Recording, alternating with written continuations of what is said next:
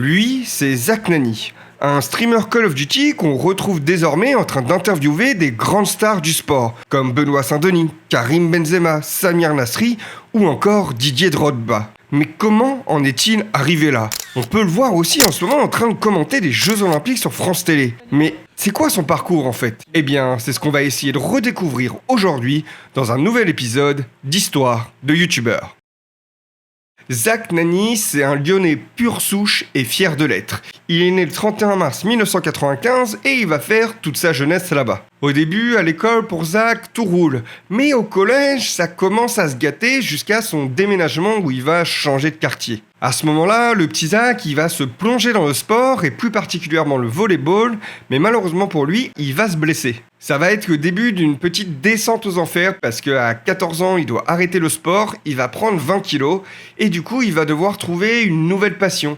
Une passion dans laquelle son esprit de compétitivité va pouvoir renaître. Et cette nouvelle passion, ça va être les jeux vidéo. C'est du coup à cet âge-là, en 2008, qu'il va découvrir deux jeux qui vont marquer sa jeunesse, des FPS, Halo et bien sûr Call of Duty. Très vite, il va transférer son esprit de compétiteur du sport vers l'e-sport pour rejoindre des équipes et essayer de se faire un nom sur cette scène-là. Mais le temps de se faire à ce nouveau milieu, il se dit qu'il va créer une chaîne YouTube, sa première, une chaîne communautaire sur laquelle il va rediffuser des gameplays de Call of Duty, son jeu fétiche. C'est donc ses premiers pas à l'âge de 15 ans dans le monde des vidéos. Et en 2010, il va participer à sa première LAN à Paris. Il racontera même que partir comme ça à 15 ans avec sa console dans son sac tout seul à Paris, c'était pas donné, mais sa mère lui a fait confiance. Alors, il vivra cette première LAN comme une libération. Il sera dans un monde qui lui parle. Il s'en fout des conditions dans lesquelles il est. Il va dormir sur une table durant la LAN, tout simplement parce qu'il n'a pas les moyens, mais il vient de trouver une nouvelle vocation. Et à 15 ans, il va rencontrer la première tête que vous connaissez peut-être du monde du streaming français, Domingo, lorsqu'il va s'inscrire à une LAN, parce que celui qui encaisse les tickets, c'est notre petit PA. Et petit à petit, Zach il commence à se faire un nom sur cette scène-là, avec des compétitions comme la One Day Cup, et à l'âge de 16 ans, il va jouer contre une équipe d'un autre joueur que vous connaissez certainement, Gotaga, et ça sera son plus grand exploit e-sportif, vu qu'il va éliminer l'équipe du French Monster. Grâce à ça, il va rejoindre une structure française, Millennium, qui va lui demander de venir jouer sous ses couleurs. Il obtient alors un premier contrat semi-professionnel et rejoint la Gaming House de Marseille. À ce moment-là, Zach, il est un petit peu foufou, il a retrouvé une nouvelle passion, une manière de sociabiliser via quelque chose dans lequel il se sent bon, il se sent fort. Et voilà, la petite prise de 20 kilos quand il était plus jeune commence à passer, il va pas les perdre, mais au moins, il est bien avec lui-même. Il participera même aux qualifications pour les Worlds à Londres, mais malheureusement pour lui, ils vont perdre assez rapidement avec son équipe et sa carrière dans le monde de l'e-sport va s'arrêter là. En effet, il n'arrive pas à gérer la pression qui est vraiment trop forte, ça le bouffe de l'intérieur et il sent qu'au final, pour lui, devenir joueur pro, c'est peut-être pas vraiment la solution. À 19 ans alors, il réoriente un petit peu sa carrière pour faire de la création de vidéos sur YouTube. Et vu qu'il a rencontré des grands noms comme Gotaga, ça va l'aider un petit peu. En effet, Gota va lui offrir pas mal de visibilité. Et Zach, ça, il va pas le laisser passer, il va essayer de s'en servir pour créer lui-même sa propre réputation. Parallèlement à ça, Zach continue les études et décide de s'inscrire en école de commerce et va partir à Hambourg pour terminer celle-ci. On verra alors son contenu se diversifier, donc bien sûr avec toujours du Call of Duty, et il commencera à faire des petits vlogs dans Hambourg pour faire découvrir la ville. Et vous verrez que ça a une importance un petit peu plus tard dans sa carrière. C'est à ce moment-là que sa communauté va vraiment grandir. Petit à petit, en faisant de plus en plus de live avec Gotaga, il va voir son nombre de specs passer à 1500 viewers de moyenne, ce qui est énorme pour l'époque sur la scène de Call of Duty. Et Gotaga, en plus de ça, donc pour ceux qui ne le connaissent pas, c'est le joueur le plus titré de Call of Duty sur console français, il va encore donner un coup de pouce à Zach. Parce que Zach, il sent qu'il est passionné. Alors, il va y avoir un événement en Europe qui s'appelle la Gamescom. La Gamescom, c'est le plus grand événement européen où on va présenter les jeux vidéo. Bien évidemment, Gotaga est invité, lui il est suivi par plein de sponsors, etc.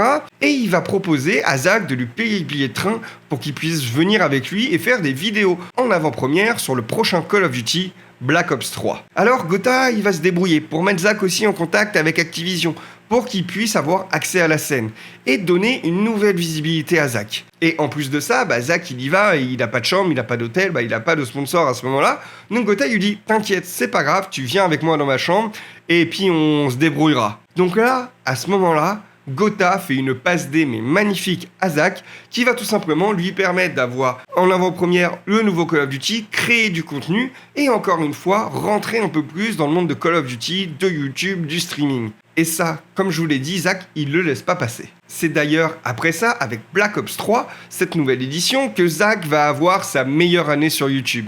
Il va pas arrêter, il va créer du contenu, il va vraiment être bon sur cet opus, et ça va permettre vraiment de lui créer sa première vraie communauté, vu qu'en un an, il va gagner plusieurs dizaines de milliers d'abonnés. Pour ses 20 ans, il va même décider de faire un live anniversaire. Un live beaucoup plus long, où Zach est toujours dans cette période un petit peu faux-folle, où il va faire du bazooka. Il va avoir entre 7000 et 8000 viewers de moyenne sur ce live.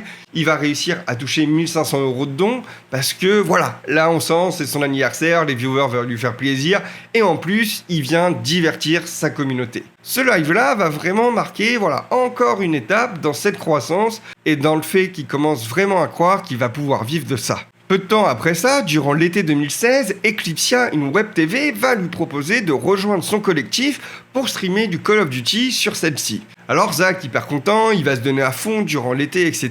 Et à la fin de celui-ci, ils vont même lui proposer de faire une émission d'1 heure par semaine qu'il animera. Cependant, il va arriver dans une phase de ses études, les 2 dernières années, qui vont commencer à se compliquer. Il va commencer à devoir penser aux mémoires, commencer à devoir vraiment penser à valider son diplôme. Alors, il va quand même freiner le stream, mais il va accepter de faire cette émission 1 heure par semaine. Il fera les allers-retours de Hambourg à Paris pour pouvoir la tourner, et c'est comme ça que va naître son émission phare, son podcast phare, Zach en roue libre. Celui-ci sera lancé à partir de février 2017, mais on va en reparler un petit peu plus tard, parce qu'entre-temps, il y a eu quelques couacs. En effet, quelques mois plus tard, en juin 2017, se passe le drama Eclipsia, où Eclipsia, pour réduire les frais, commence à licencier énormément de streamers, et pas forcément de la bonne manière. Alors Zach se trouve à la rue pour cet été-là, et il sait pas quoi faire. Est-ce qu'il se remet dans le stream? Est-ce qu'il lâche un peu? Il avait en effet son émission Zach en roue libre qui commençait tranquillement, il n'avait pas vraiment le format, et il va se dire ok, là j'ai mon diplôme, je dois finir quand même mes études correctement pour avoir une porte de sortie au cas où internet ça marche pas. Alors ce que je vais faire, c'est que je vais diminuer tout, et 2017, ça sera consacré à obtenir mon diplôme.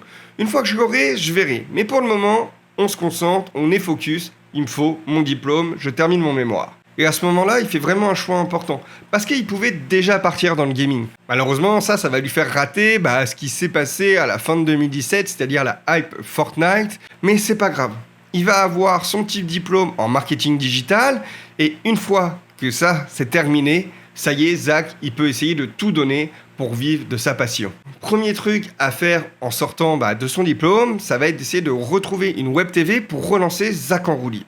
Mais en fait, Zach en roue libre, c'est quoi? Il s'agit d'un podcast qui va rassembler plusieurs choses qu'il adore. Faire de la vidéo, discuter et le monde de l'e-sport ou de l'e-sport. L'objectif de ce podcast-là, c'est vraiment de venir rencontrer donc les gens qui soient du monde de l'internet ou du monde du sport et de raconter leurs histoires. Comment ils en sont arrivés là où ils en sont aujourd'hui.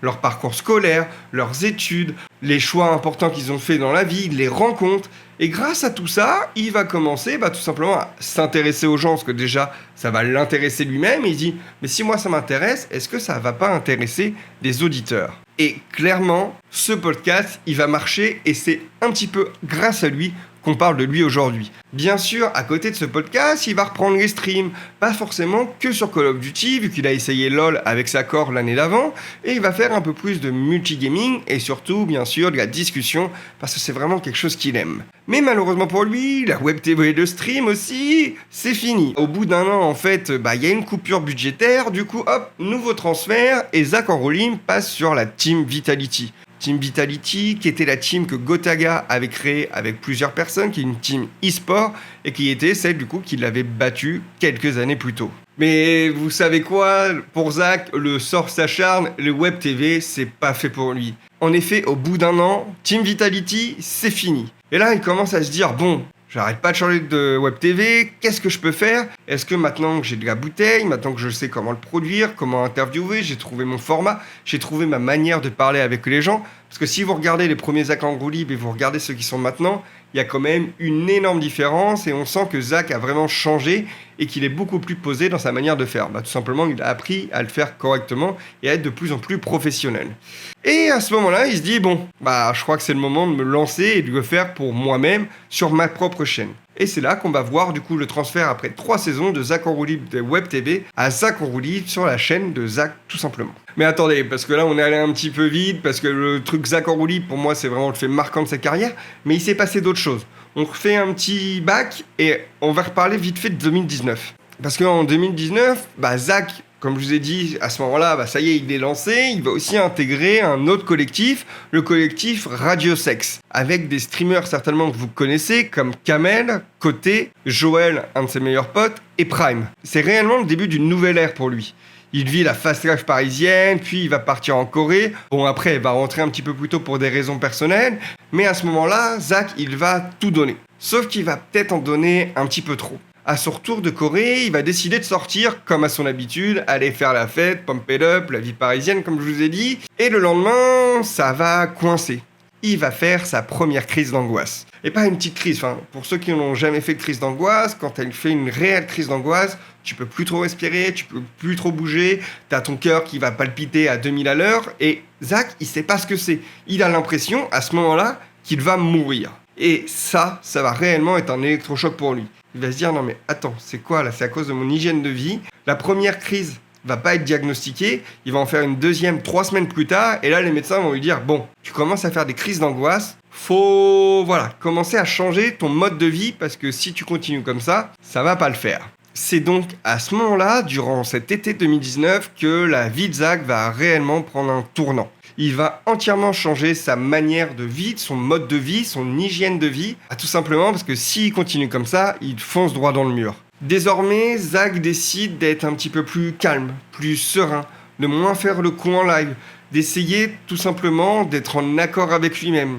Il se rapprochera même de la religion parce que sa famille est de confession musulmane et il dira que justement la religion va lui apporter une certaine sérénité, va l'apaiser. Alors en retournant vers entre guillemets les croyances de ses ancêtres, il va pouvoir réavancer tranquillement, tout simplement parce que comme je vous l'ai dit, ça va l'apaiser. Alors après quelques mois de pause pour se reconditionner, parce que ça se fait pas du jour au lendemain de vraiment changer son mode de vie, sa manière de penser, il se relancera progressivement. Et on va arriver du coup en 2020, et en 2020, en mars, vous savez ce qui se passe, on est tous confinés. Et pour beaucoup de streamers, le confinement, ça va être l'explosion. Les gens ont le temps pour regarder Twitch, et Zach, ça, il va aussi en profiter. Surtout qu'en plus, à ce moment-là, qu'est-ce qui se passe? C'est le grand retour de Call of Duty ouvert à tout le monde. Avec Call of Duty Warzone et sa célèbre map originelle Verdansk. Et là, c'est vraiment une explosion. Tout le monde joue à Call of Duty. Énormément de gens qui n'avaient pas le temps de jouer renouent avec les jeux vidéo, commencent à geeker. Et puis, justement, c'est le filon. Lui, il a déjà sa commu Call of. Il sait jouer à Call of. Il sait animer un live. Alors pour lui, c'est juste une aubaine. Le problème, c'est que même si c'est une aubaine, là qu'il n'est pas réellement rétabli de ce qu'il a fait. Ça fait 9 mois qu'il a fait ses crises d'angoisse. Le fait d'être enfermé pendant plus de 2 mois, à plus sociabiliser, ça ne lui va pas et ça va encore lui coûter. Il va quand même continuer à streamer, mais il n'arrive pas. Il sait qu'il faut autre chose. Il lui faut un nouveau souffle. Et pour le moment, il ne le trouve pas avec ce qui est en train de se passer. Alors il va laisser passer l'été tranquillement et il va sentir le deuxième confinement arriver. Alors pour pas se retrouver dans la même situation pour le premier, il va décider de partir. Il va partir à Tallinn, la capitale de l'Estonie pour ceux qui ne savent pas, avec sa femme. Et il va se dire, ok, là-bas c'est libre, il n'y a pas de confinement, ils peuvent vivre normalement on va dire. Et il va prendre son PC, de quoi streamer de là-bas. Et il va se dire, ok, je vais streamer de là-bas, et en plus, ce que je pourrais faire, c'est que je vais pouvoir offrir une bouffée d'air frais aux gens, tout simplement en faisant découvrir une autre ville. L'objectif, c'est pas du tout en train de se dire, moi je peux sortir, je peux me balader, non. C'est juste de dire, ok, je vous fais découvrir autre chose pour essayer de vous sortir de ce quotidien qui, clairement, on se le rappelle, durant cette période, était pas le plus joyeux. Il décide alors de se surmotiver et de sortir une vidéo par jour. Et pour lui, ça va vraiment être une période salvatrice. Il va revivre, partager avec sa femme, partager ce qu'il aime, faire des streams, et il sent que ça y est, Zach Nani 2.0 est enfin là, il est apaisé, il sait ce qu'il veut faire, il sait comment le faire, maintenant, il n'y a plus qu'à avancer. Tout ça lui a donné envie d'autre chose. Donc fin 2020, il va rentrer à Lyon dans sa ville natale, et il va mettre fin à sa période Call of Duty. Toute son ère Call of Duty, il veut que ça soit derrière lui. Il veut se diversifier, en faisant du contenu sur différents jeux, en discutant, en gardant bien sûr le Zach en roue libre dont on a parlé au-dessus, et en créant des nouveaux concepts de vidéos. Alors quand on change d'organisation, de sujet et de ligne éditoriale, sur YouTube, ça prend un petit peu de temps pour que l'algorithme y comprenne. Alors il va manger un petit peu son pain noir, mais c'est pas grave. Il sait que maintenant, s'il veut être bien avec lui-même, il doit avancer dans cette direction. On le verra donc au fur et à mesure faire des vidéos, des petites chroniques sur sa chaîne où il va raconter des histoires en faisant du storytelling vu que c'est un petit peu la méta du moment. On le verra aussi plusieurs fois à Popcorn, l'émission de son ami Domingo qu'il avait rencontré il y a longtemps sur Call of Duty. Et au fur et à mesure, il va commencer à se créer une nouvelle communauté. Plus du tout centrée sur le jeu vidéo mais sur des sujets qui l'intéressent et sur le voyage. Il fera énormément de vlogs voyage, seul ou avec ses amis ou avec sa femme. Et on verra aussi un nouveau concept apparaître qui est Découvre ta ville, où il va venir découvrir certaines villes françaises avec des créateurs, des youtubeurs qui sont nés là-bas. On pourra alors voir Gilsey par exemple à Toulouse, Thomas Dezer à Lille, Mastu et Raska qui vivent à Angers, Simon Puech à Bordeaux. Et en fait, comme ça, il va faire un petit tour de France pour découvrir tout simplement les villes de notre pays parce qu'on ne se rend pas compte, mais on a quand même un pays super riche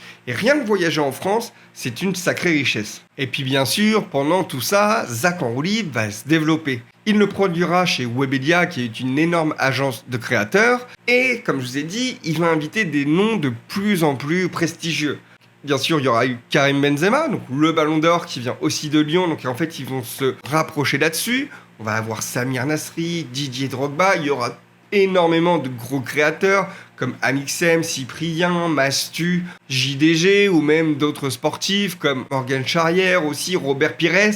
Enfin, la liste des invités de Zach en roue libre est quand même exceptionnelle. Il a commencé en effet par le monde internet parce que c'est là où il avait le réseau et au fur et à mesure, en fait, il s'est tout simplement rapproché de son premier amour, le sport et surtout le football parce que c'est un grand supporter de l'Olympique Lyonnais.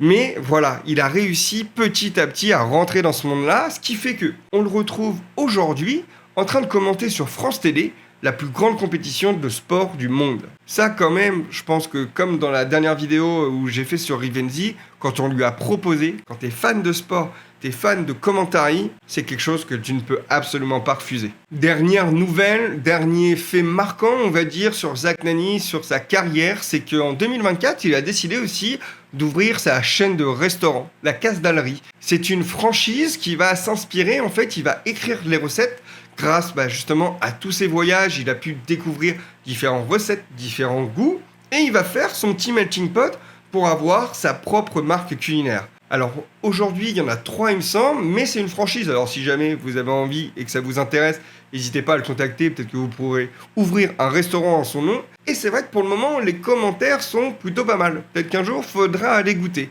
Donc voilà, Zach a vraiment galéré de fou. Depuis, entre guillemets, sa petite blessure quand il était jeune, jusqu'à son échec dans le e-sport, son échec dans les différentes web TV, puis au final se dire, ok, personne va réellement le faire pour moi, et si je le faisais tout seul, est-ce que ça serait pas possible ? Il a eu une grosse période difficile avec ses crises d'angoisse, mais grâce à l'aide de ses amis et de sa femme, tout simplement, il a réussi à se remobiliser, à se reconcentrer, à améliorer son hygiène de vie pour être là où il en est aujourd'hui, à interviewer certains des plus grands sportifs de notre époque. Alors, on en arrive à la question du jour, ça va être quoi la suite pour Zach ? Clairement, avec sa petite étiquette des JO, je pense qu'on va avoir un bon arc de Zach en roue libre sur les champions olympiques. Mais qui vous aimeriez voir ? Léon Marchand, Teddy Riner, Pauline Ferrand-Prévot ou encore Manon Brunet ? Là, on peut peut-être essayer de voir qui va réussir à avoir, mais c'est sûr que je pense qu'on va avoir des Zach en roue libre assez intéressants à la fin de l'été. N'hésitez pas à le dire en commentaire, ça se trouve il verra la vidéo et ça lui donnera des petites idées, même si je pense qu'il en a déjà quelques-unes derrière la tête. En tout cas aujourd'hui on est bon pour la vidéo qui retrace le parcours de Zach Nani, j'espère que la vidéo vous a plu. Comme d'habitude, n'hésitez pas à liker et vous abonner. Et si vous voulez voir comment moi aussi j'essaie d'écrire mon histoire par rapport au monde de YouTube, n'hésitez pas à aller voir la vidéo de présentation de la chaîne où je présente le prochain concept qui est toujours autour de l'univers d'Enigame, qui est certainement le plus gros univers dystopique et d'énigmes de YouTube. Mais pour le moment, on en est au début, on commence step by step. Alors, si ça vous intéresse, je vous laisse aller voir ça. En attendant, n'oubliez pas, anytime, anywhere, any game.